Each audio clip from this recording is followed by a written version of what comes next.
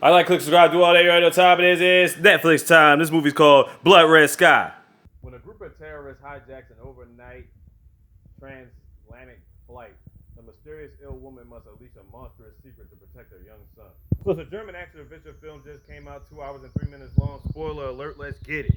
So it starts off with these military guys at a base. They're trying to get a plane to land. The plane comes in wobbly as hell. The plane lands, but they got niggas on deck. And why is that? Because they thought the plane was being hijacked by terrorists. All of a sudden, this boy climbs out the back of the plane with his teddy bear. They checked him, he's clean. Now they're trying to shoot the guy that's in the co-pilot position. They find out the captain and the co-pilot are all dead, and they think this guy in the front seat is the terrorist. They got the boy away from the plane and asking him questions, but he ain't saying shit. This psychologist is trying her hardest, but she can't get a damn thing out of him. And now we're about to go to the events before the plane landed. So before the plane took off, we see this hotel room. So we got this lady looking in the mirror by the name of Nadia. I'm thinking to myself, running around, she looks too good to be, having cancer, because she's bald-headed. I was like, what the fuck? Then we get a shot at the airport as he's checking himself by himself to the airport. And that's Elias. This guy Farid is being a nice man and helping him with his bags and stuff. Then we have Nadia on the phone talking to a doctor about some radiation therapy. And I'm thinking to myself, oh god, maybe she does have cancer. So Elias tells his mom he's got the luggage patch and everything like that, and she'll be on her way. But why couldn't she go with her son to the airport? So anyway, she finally meets her son there, and as they're going through the metal detectors, she's got these serums that she has to take.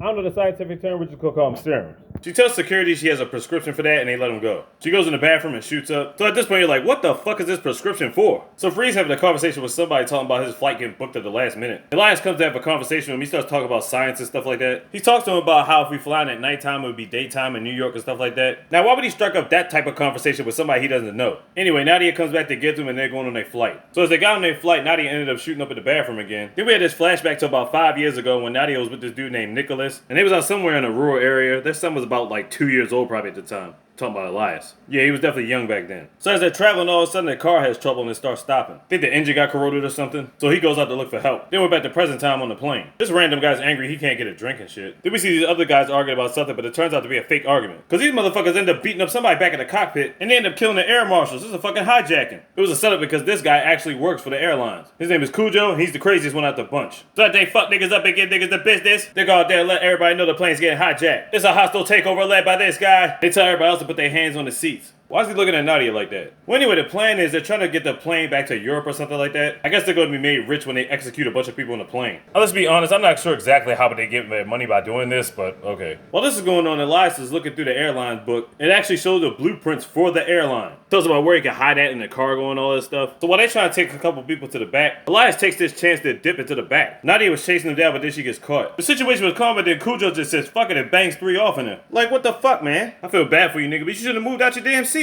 Now, while we thinking she's done deal dead, they give us a flashback to when she was in the car waiting on Nicholas. She ends up taking the baby with her, going to this spot. When she gets there, she sees blood on the ground. More blood inside, and even more blood going down the steps. Pretty much thinking the worst at this point as she's going down the steps. Then she's at the bottom of the steps. This guy comes out of nowhere, scares the shit out of her. She locks the door behind her. And because he can't get through, he goes around the other side and breaks open this little corridor. She picks up a stick and starts pushing him with it. And what the hell is that? That does not look human. It was becoming daytime, it got burnt up, and it got scared off. While all this is taking place, she got bit on her hand. And does that look like a regular bite to you? Fuck no. All of a sudden, we're back on the plane and Nadia's back to life. What in all of the fuck? So I guess when nobody was paying attention, she somehow crawled to the lower level of the plane and made it onto the carry-on deck. Spot where they keep animals and all that. And her eyes don't look human at all. What the fuck? Meanwhile, the terrorists got these guys reading out hostage letters. And they need Farid to translate some of them too. Then he ends up shooting the blonde-haired guy just to make an example. So yeah, when it comes time, make sure you read word for word. No exaggerations, none of that shit. Now I got these other 2 guys down there in the cockpit. And they're supposed to be setting up charges and explosives and stuff. Meanwhile, Nadia's hiding behind the car the whole time. She ends up letting up one of the dogs loose so she could drink his blood. Then she goes on the attack, ends up killing this nigga, done deal dead. She takes out this retainer and we see her teeth, and we could basically confirm that she is a fucking vampire. And now we know this serum that she takes is a thing that controls her urges, so she don't have to drink blood and do all this other stuff. He trying to figure out this man finished the explosives, but boy oh boy, he ain't finished nothing, period. All he is done deal finished. So she's gonna make her way upstairs just in time because you know they're gonna eventually check on him. Then they find him dead as shit. So they think to themselves, what the hell? Couldn't no human do those shit like this? And then we see the dog out of his cage. So what happened was Nadia let the dog out the cage to make it seem like the dog did all this. And it's fucked up, but at the same time, they wouldn't believe Nadia's still alive. But the dog couldn't do no shit like this, you know what I'm saying? But that's what they believe. So you know what's gonna happen to this dog, right? Done deal, done. She's back up in the air and she meets up with Elias. They go to the control room where nobody's there. And they're somewhat flying the plane through their controls, like a phone's controls or whatnot. Either that or it's on autopilot. So they end up getting this guy that used to fly planes. They're gonna use him as the captain. So basically, this guy, Nadia, Elijah, and Farid are gonna lock themselves in the plane in the cockpit. These niggas talking about heading towards their destination. This motherfucker Cujo finds serum, finds blood all over the place. He thinks to himself, this chick is still alive. So they go back up to the cockpit trying to break in, and they like, fuck that shit. So he threatens to start killing random passengers until they open the door. Then they end up getting a little girl. Nadia's about to go fucking ballistic. Nadia goes insane, biting niggas on their necks. Cujo and this motherfuckers are scared to death. Yeah, that's a frightening sight. The passengers and the terrorists dip the fuck off. So now they gotta find some way to turn this plane around. He's kind of scared of his mom, but he's kind of not. Because at this point, she's running out of serum and having a hard time controlling her urges. This motherfucker Cujo's got plans. Back in the cargo deck, all the terrorists are spazzing the fuck out. Then we get a flashback with Nadia and Elias again. Notice there's no Nicholas, right? When they were attacked by that vampire in the house, they found Nicholas's body done deal dead. So my question is, how did that other guy become a vampire when she got bit? Well, at that time, she didn't have any serum and she was having trouble controlling her urges then, so she started pulling her teeth out so she wouldn't affect Elias. You know, try to bite him or something, because remember, he was like a toddler back then. Struggling with all that, she ends up going back to the house. When she goes there, she tries to look for anything that she can find to stop her urges. But while she's snooping around, this old man pops up. He's like, you got the evil inside of you. You're the one who killed my son. So basically, he died that time he got burnt up in the sun. She's like, look, your son bit me. I was trying to find my mans. So he says, you're all cursed. He lifts up the shotgun and tries to bang off on her. Now we got back to real time, back on the plane again. Nadia locked herself in the bathroom because she was scared. Elias broke the door down so she can get her out of there. He's trying to drag her back to the cockpit. These niggas come back ready to take charge. Cujo made himself a wooden stake. We have a little bit of a showdown, but he ends up taking her down after shining a purple fluorescent light in her face. Now, as the rest of them are trying to break into the cockpit at this point, Cujo could have easily killed Nadia right there, but first he wanted to get a sample of her blood. Like I said, this guy's crazy. I'm pretty sure he's going to use it on himself so he could become a goddamn vampire. So after he got what he wanted, he was about to kill her, but then somehow Elias found a gun and pointed it at Cujo. But he knew he wasn't going to shoot, so he smacked the gun out of his hands. The window shattered and somehow Nadia ended up having the gun in her hands. They found Farid, now he's back with the crew. So now she's on the hunt for Cujo, because she don't want nobody else turning into vampires. They go back down to the loading dock and Cujo sitting in the car by himself, a bulletproof car at that. This motherfucker took the serum for the blood and now he's about to become a vampire. She shot a bunch of times, did nothing, but she ended up getting a rod straight through the windshield. He pulls that shit, he's like, man, yeah, now what you gonna do? So while this motherfucker's transforming, he pours some flammable liquid through the hole that she made and throws a fucking match in there, lighting this nigga on fire inside the car. Then we get a flashback scene to when Nadia was still in that house fighting the old man. She ends up fucking this nigga up with his own crutch, done deal dead. Then she goes to this refrigerator and that's where we see how she got all those little serum things. She puts them in the bag and dips out. Before that, she pours kerosene all around the house. Gets a match and lights that bitch up. Look at that, her eyes look crazy as shit. House torch,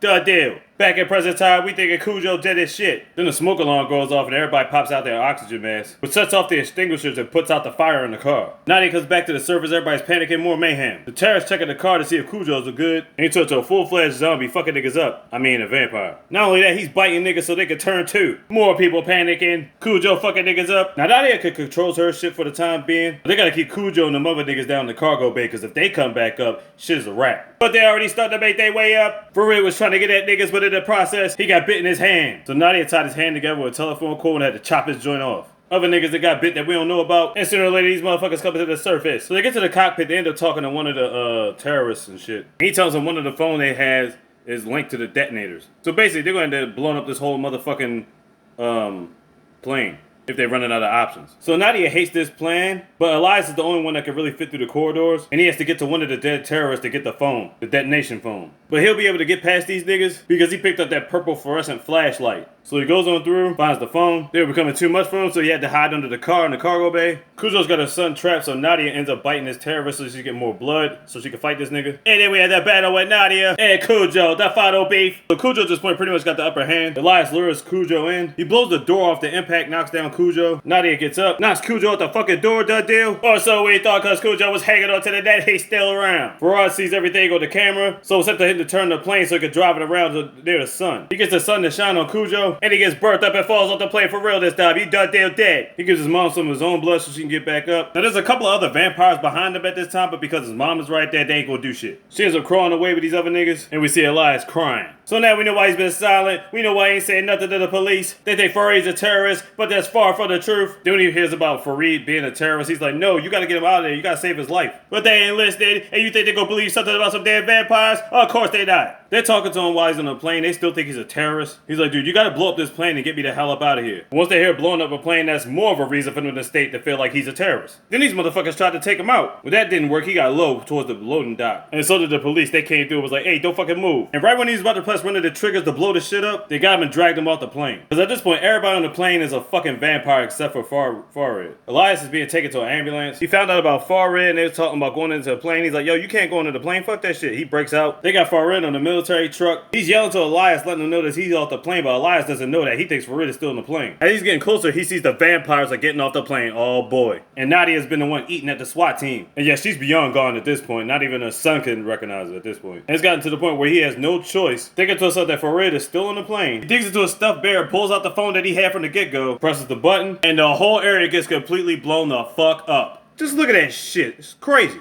Farid gets loose. He goes to look for Elias. Elias is still alive. This goofball realizes what it is. He tells the police to uncuff Farad. He's going to be the one taking care of Elias. And a bunch of mayhem at its finest. Now we need some backstory about the dude's son that ended up biting Nadia in the first place. How did he become a vampire? How come his father wasn't a vampire? Where was his mom in this equation? Keep in mind, when Nadia got bit, that was like 5 years ago, right? Were there other vampires in the area other than that dude's son? Unanswered questions, waiting answers. Blood Red Sky on Netflix. Check it out. Like, click, subscribe, do all that. You know what time it is. Look, these are the easy best stars. Big, you got his slogan.